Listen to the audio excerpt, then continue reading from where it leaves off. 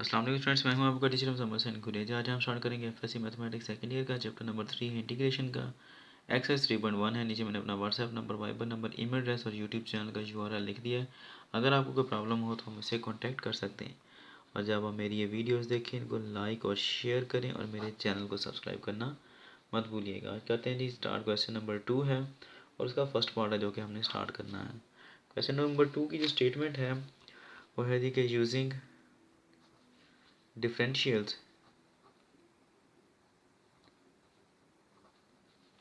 find dy by dx and dx by dy in the following equations.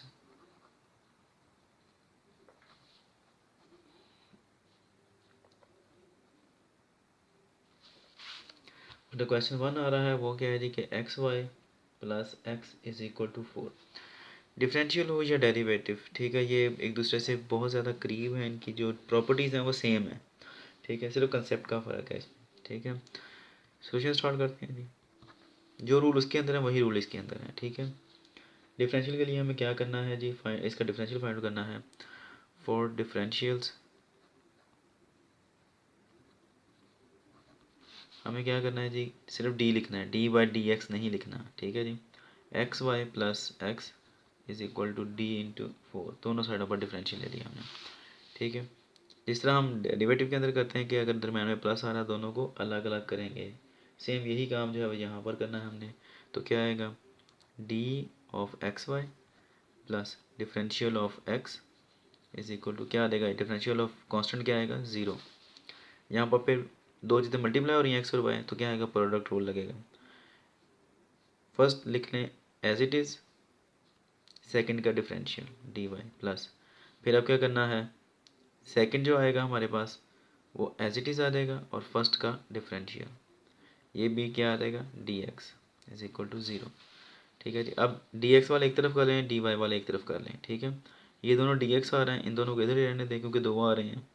Y into d x plus d x is equal to, ये plus वाला है उधर जाकर क्या आ जाएगा, minus x into d y आ जाएगा, ठीक है जी। इसको इक्वेशन 1 कह लें, बल्कि अभी नहीं, इन दोनों में से कॉमन करें क्या आएगा, वाई और इसमें क्या आएगा, कुछ नहीं तो 1 है, into d x is equal to minus x d y, ठीक है। अब यहाँ से हमने इसको इक्वेशन 1 कह लेते हैं।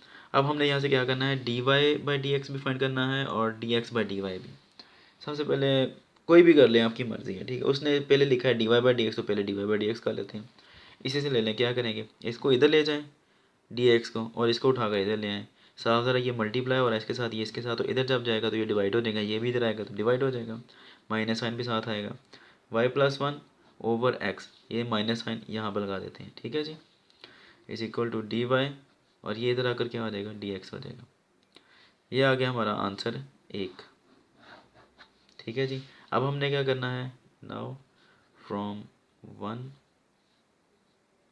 इक्वेशन 1 अगेन, ठीक है जी। क्या आएगा अब यहाँ से, अब यहाँ से हमने क्या करना है, d x by d y find करना है, तो इसलिए ये यहाँ पर रहेगा डी एक्स, ये डी वाई इधर आकर डिवाइड हो जाएगा, ठीक है जी। इक्वल्स टू ये माइनस अब एक्स अब इधर ही रहेगा, ये वाला, क्योंकि हमें क्या चाहिए, d x over d y, तो हमें चाहिए d x over d y, तो ये वाला यहाँ पर फालतू है वाई प्लस 1, तो ये उधर जाकर क्या हो जाएगा, डिवाइड।